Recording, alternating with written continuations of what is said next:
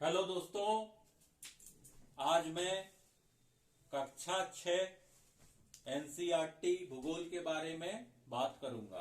तो उसमें सबसे पहला चैप्टर है सौर मंडल में पृथ्वी। तो ये सौर मंडल क्या है?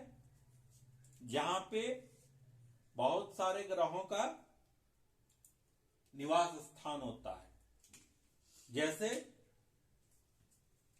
सूर्य, मरकरी, वीनस, अर्थ, मार्स, जुपिटर, सैटर्न, यूरेनस और नेपच्यून। ठीक है। तो जब भी सौर मंडल की बात आती है तो उसमें सबसे पहला आता है खगोलीय पिंड। ये खगोलीय पिंड क्या होता है? खगोलीय पिंड होता है कि जहां पे सूर्य, चंद्रमा आदि तारे आदि रहते हैं, उसको खगोलीय पिंड कहा जाता है। और हम लोगों का जो सूर्य है वो भी एक तारा है। ठीक है। अब है नक्षत्र मंडल। नक्षत्र मंडल क्या है? तारों का जो समूह होता है जिसमें विभिन्न प्रकार की आकृति वे बनाते हैं, जिसको नक्षत्र मंडल कहते हैं। जैसे अर्सी मेजर और बिग बियर, ये दोनों जो हैं वो क्या है? नक्षत्र मंडल। अब है ध्रुव तारा। ध्रुव तारा क्या है? कि उत्तर दिशा में हमेशा एक चमकने वाला तारा होता है, जिसके सहायता से हम लोग दिशा का भी ज्ञान करते हैं। प्राचीन पुराने जमाने में ध्रुव तारा के सहारे से ही दिशा का ज्ञान होता था। और एक सप्तऋषि होता है जो 7 तारों का समूह होता है, जो कभी भी हम लोग ध्रुव तारा की अगर हम लोग स्थिति पता करना चाहें तो सप्तऋषि से पता कर सकते हैं। अब है अगला, सबसे पहला है सूर्य। तो सूर्य के बाद में कौन सा है? मरकरी। ठीक है। मरकरी बुध। बुध का जो घूर्णन काल है, रोटेशन है, सूर्य के चारों ओर 88 डेज है और अपने अक्ष पर 59 है। मतलब 59 डेज में अपने एक्सिस पे रोटेट कर जाता है। उसके बाद है वीनस। शुक्र। शुक्र का है 255 डेज सूर्य के चारों ओर। और उसके बाद है पृथ्वी। तो पृथ्वी का जैसा कि आप लोगों को पता है कि 365 दिन सूर्य के चारों ओर चक्कर लगाता है और अपने एक्सिस पे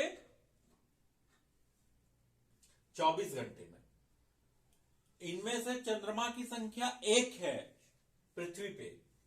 यहां पे है कि शुक्र को भोर का तारा भी कहा जाता है, सांझ का तारा भी कहा जाता है।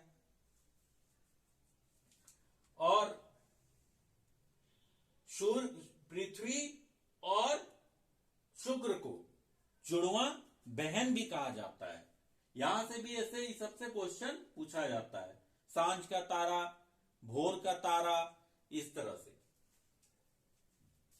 उसके बाद हम लोग चलते हैं मार्स पे। मार्स क्या है? मंगल ग्रह। ये 687 दिन में सूर्य के चारों ओर चक्कर लगाता है। बहुत कोई तो आजकल चक्कर भी बहुत लगाते हैं ना, वो ऐसा चक्कर नहीं है कि चक्कर लगा रहे हैं, आस देख रहे हैं, ऐसा नहीं है।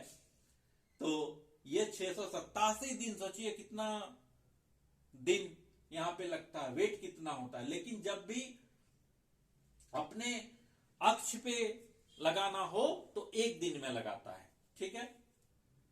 और यहां पे मून का जो नंबर्स है, चंद्रमा की संख्या 2 है। अगला है जुपिटर, बृहस्पति। कहता है ना कि बृहस्पति अच्छा रहने से बहुत अच्छा होगा, राजयोग है, उसी टाइप का ये बृहस्पति ग्रह है, अपने में अनोखा।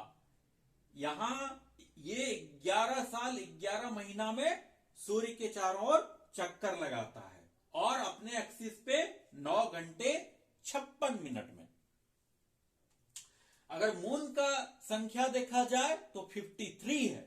इससे भी आता है क्वेश्चन कि कितना होता है मून का नंबर, पूछ देगा तो 53 है। और जुपिटर का खासियत कि इसमें भी रिंग पाया जाता है, वलय। इसके बाद है शनि। तो शनि शचन में मून रोटेशन कितना दिन का होता है? 29 साल 5 महीना। शनि का 7.5 2.5 ये सब तो आप लोग सुने ही होंगे। तो और अपने एक्सिस पे 10 घंटा और 40 मिनट में रोटेट करता है। शनि का एक और प्रॉपर्टी है कि इसके चारों ओर एक वलय होता है, रिंग होता है, छल्ला होता है। ये छल्ला होता है कि इसमें धूलकण बर्फ के छोटे छोटे टुकड़ों से ये छल्ला दिखता है जो इसके चारों ओर रोटेट करता है। इसमें मून का जो संख्या है 53 है और सौर मंडल का गहना भी छल्लों को कहा जाता है। यह हाइजेंस नामक वैज्ञानिक ने 1656 में इसका खोज किया था। अगला है यूरेनस। इसमें भी रिंग होता है और ये अपने 84 साल में 84 साल में सूर्य के चारों ओर रोटेट करता है और अपने एक्सिस पे 17 घंटे में। और अगर मून का नंबर इसमें बोला जाए तो 27 होता है। अब है नेपच्यून, सौर मंडल का सबसे दूर का ग्रह। ये 164 साल में सूर्य के चारों ओर चक्कर लगाता है और अपने अक्ष पे 16 घंटे में। और अगर मून का संख्या देखा जाए तो ये इसमें 13 मून है और इसका भी एक खासियत कि इसमें भी रिंग होता है। तो यहां पे अगर पूछ देगा कि टोटल नंबर ऑफ रिंग्स कितने ग्रहों में पाए जाते हैं तो 1 2 3 4 ग्रहों में रिंग्स पाए जाते हैं। ठीक है।